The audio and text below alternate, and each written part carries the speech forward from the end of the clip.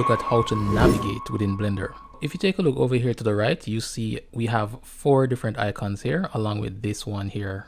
So this will allow you to rotate around the scene here. So if you hover over it and hold down your left mouse wheel and just move your mouse up, down, left or right, you're able to rotate around the scene like so.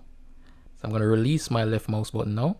And if you want to zoom, just hover over this icon here, hold down your left mouse button, move your mouse forward to zoom in and just move it back to zoom out. So I'm going to release that, and this icon here allows you to pan within the view. So if you left click, hold it down, you are able to move up, down, left or right within your scene here.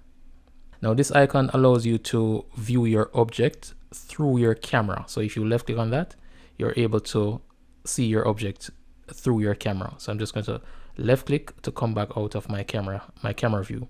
Now this last icon here, it allows you to switch between perspective view and orthographic view. Now you can tell which view you're in. If you look over here, it says U to orthographic, and if you click that again, you'll see user perspective. So that allows you to switch between them. And the difference between the two views is that in perspective view, you get a sense of perspective. In orthographic view, you don't have that sense of perspective. So for example, if I have a cube here and I put one all the way down here, it will appear to be the same size. So there's no depth. Okay, so that's the difference between the two views. Now, separate and apart from these icons here, there are shortcut keys, and you'll notice that there are a lot of shortcut keys within Blender. So to rotate, just hold down your middle mouse wheel here while you're in the 3D viewport and just move your mouse around to rotate like so. To zoom in, you can scroll your mouse wheel up and you can scroll it back to zoom out. Alternatively, you can hold down the control key and the middle mouse wheel and just move your mouse up to zoom in and move it back to zoom out. And to pan, just hold down the shift key and the middle mouse wheel and move your mouse to pan around the scene here. So you can use these or you can use the shortcut keys. Now, if you go to view and go to viewport, you're able to view your object here from different angles. So let me go back there, view, viewport. There's a camera option here, and notice over to the right, you'll see the shortcut key. Okay, so you can take note of those shortcut keys there to make your life easier. So camera, go to camera view. Let me go back to view, viewport, come out of camera, and we already know that we can use this over here.